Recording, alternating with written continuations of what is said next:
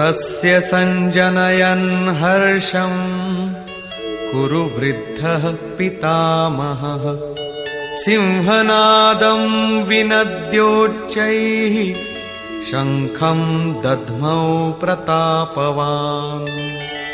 इस प्रकार अपने बलाबल का निर्णय लेकर शंख ध्वनि हुई।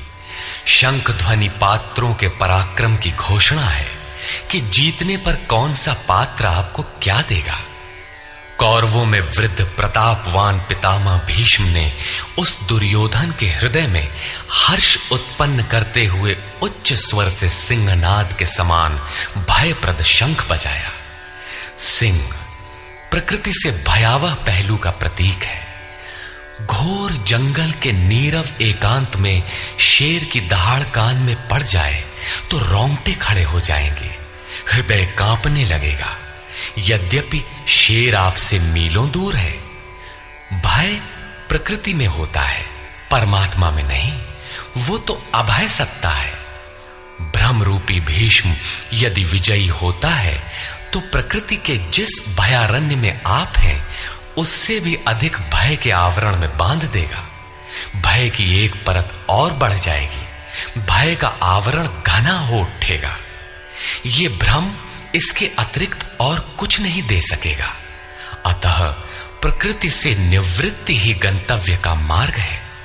संसार में प्रवृत्ति तो भवाटवी है, घोर अंधकार की छाया है।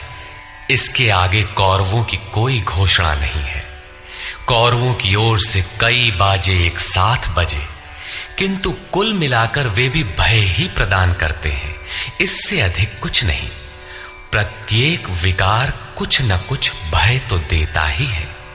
इसलिए उन्होंने भी घोषणा की, ततः शंखाश्च भैर्यश्च पणवानक गोमुखाः सहसैवाभ्यहन्यन्त सशब्दस्तु मूलोऽभवत्। तदनंतर अनेक शंख, नगारे, ढोल और नरसिंहादि बाजे एक साथ ही बजे। उनका शब्द भी बड़ा भयंकर हुआ। भय का संचार करने के अतिरिक्त कौरवों की कोई घोषणा नहीं है। बहिर्मुखी विजातीय प्रवृत्ति सफल होने पर मोहमय बंधन और घना कर देती है।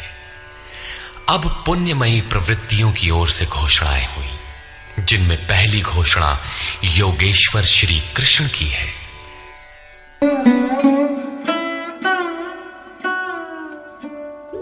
ततः श्वेतैर्हयैर्युक्ते महती स्यन्दने स्थितौ माधव पांडवश्चैव दिव्यौ शंखौ प्रदध्मतु।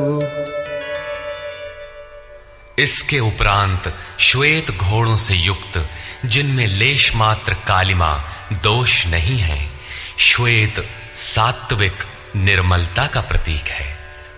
महति स्यन्दने, महान रथ पर बैठे हुए योगेश्वर श्री कृष्ण और अर्जुन ने भी अलौकिक शंख बजाए। अलौकिक का अर्थ है लोकों से परे। मृत्युलोक, देवलोक, ब्रह्मलोक, जहां तक जन्म मरण का भय है, उन समस्त लोकों से परे पारलौकिक, पारमार्थिक स्थिति प्रदान करने की घोषणा योगेश्वर श्री कृष्ण की है। सोने चांदी काठ का रथ नहीं, रथ अलौकिक, शंख अलौकिक, अतः घोषणा भी अलौकिक ही है। लोकों से परे एकमात्र ब्रह्म है, सीधा उससे संपर्क स्थापित कराने की घोषणा है। पांचजन्यं ऋषिकेशो देवदत्तं धनंजयः पौंड्रं दध्मौ महाशंखं भीमकर्मावृकोदरः। ऋषिकेशः, जो हृदय के सर्वस्व ज्ञाता है, उन कृष्ण ने 5 जन्य शंख बजाया। पांचों ज्ञानेंद्रियों को पंच तन्मात्राओं शब्द, स्पर्श, रूप, रस, गंध के रसों से समेटकर अपने जन भक्त की श्रेणी में ढालने की घोषणा की। विकराल रूप से बहकती हुई इंद्रियों को समेटकर उन्हें अपने सेवक की श्रेणी में खड़ा कर देना हृदय से प्रेरक सद्गुरु की देन है। श्री कृष्ण एक योगेश्वर सद्गुरु थे। शिष्यस्ते हम, भगवन मैं आपका शिष्य हूं। बाह्य विषय वस्तुओं को छोड़कर ध्यान में इष्ट के अतिरिक्त दूसरा न देखें, दूसरा न सुने, न दूसरे का स्पर्श करें। यह सद्गुरु के अनुभव संचार पर निर्भर करता है। देवदत्तम धनंजयः, दैवी संपत्ति को अधीन करने वाला अनुराग ही अर्जुन है। इष्ट के अनुरूप लगाव जिसमें विरह, वैराग्य, अश्रुपात हो। गदगद गिरा नयन बह नीरा, रोमांच हो। इष्ट के अतिरिक्त अन्य विषय वस्तु का लेश मात्र टकराव न होने पाए, उसी को अनुराग कहते हैं। यदि ये सफल होता है तो परम देव परमात्मा में प्रवेश दिलाने वाली दैवी संपद पर आधिपत्य प्राप्त कर लेता है। इसी का दूसरा नाम धनंजय भी है। एक धन तो बाहरी संपत्ति है जिससे शरीर निर्वाह की व्यवस्था होती है। आत्मा से इसका कोई संबंध नहीं है। इससे परे स्थिर आत्मिक संपत्ति ही निज संपत्ति है।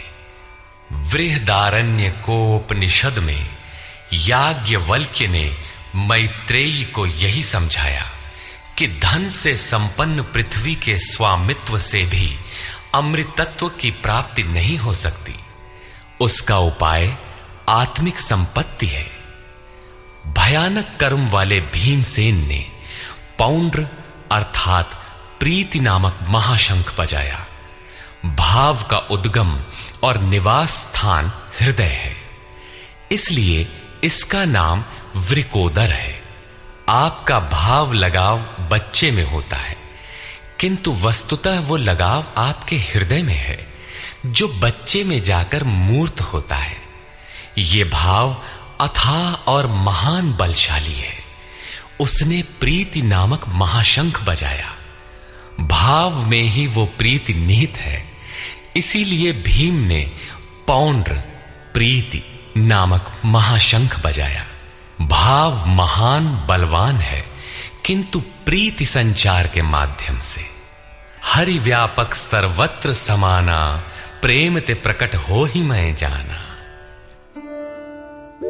अनंत विजयम राजा कुंती पुत्रो युधिष्ठिरः, नकुलः सहदेवश्च सुघोषमणिपुष्पकौ। कुंती पुत्र राजा युधिष्ठिर ने अनंत विजय नामक शंख बजाया। कर्तव्य रूपी कुंती और धर्म रूपी युधिष्ठिर। धर्म पर स्थिरता रहेगी तो अनंत विजयम अनंत परमात्मा में स्थिति दिलाएगा। युद्धे स्थिरः सह युधिष्ठिरः। प्रकृति पुरुष क्षेत्र क्षेत्रज्ञ के संघर्ष में स्थिर रहता है, महान दुख से भी विचलित नहीं होता। तो एक दिन जो अनंत है, जिसका अंत नहीं है, वो है परम तत्व परमात्मा, उस पर विजय दिला देता है। नियम रूपी नकुल ने सुघोष नामक शंख बजाया। ज्यों ज्यों नियम उन्नत होगा, अशुभ का शमन होता जाएगा, शुभ घोषित होता जाएगा। सत्संग रूपी सहदेव ने मणिपुष्पक शंख बजाया। मनीषियों ने प्रत्येक श्वास को बहुमूल्य मणि की संज्ञा दी है। हीरा जैसी श्वासा बातों में बीती जाए। एक सत्संग तो वो है जो आप सत्पुरुषों की वाणी से सुनते हैं, किंतु यथार्थ सत्संग आंतरिक है। श्री कृष्ण के अनुसार आत्मा ही सत्य है, सनातन है। चित्त सब ओर से सिमटकर आत्मा की संगत करने लगे यही वास्तविक सत्संग है। ये सत्संग चिंतन, ध्यान और समाधि के अभ्यास से संपन्न होता है।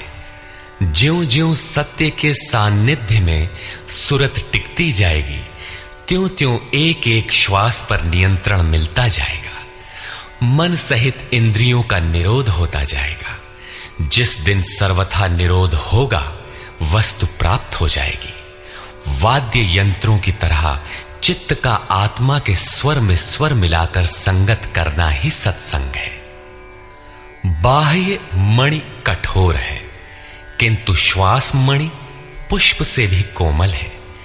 पुष्प तो विकसित होने या टूटने पर कुम्हलाता है, किंतु आप अगले श्वास तक जीवित रहने की गारंटी नहीं दे सकते। किंतु सत्संग सफल होने पर प्रत्येक श्वास पर नियंत्रण दिलाकर परम लक्ष्य की प्राप्ति करा देता है। इसके आगे पांडवों की कोई घोषणा नहीं है, किंतु प्रत्येक साधन कुछ न कुछ निर्मलता के पथ में दूरी तय करता है। आगे कहते हैं,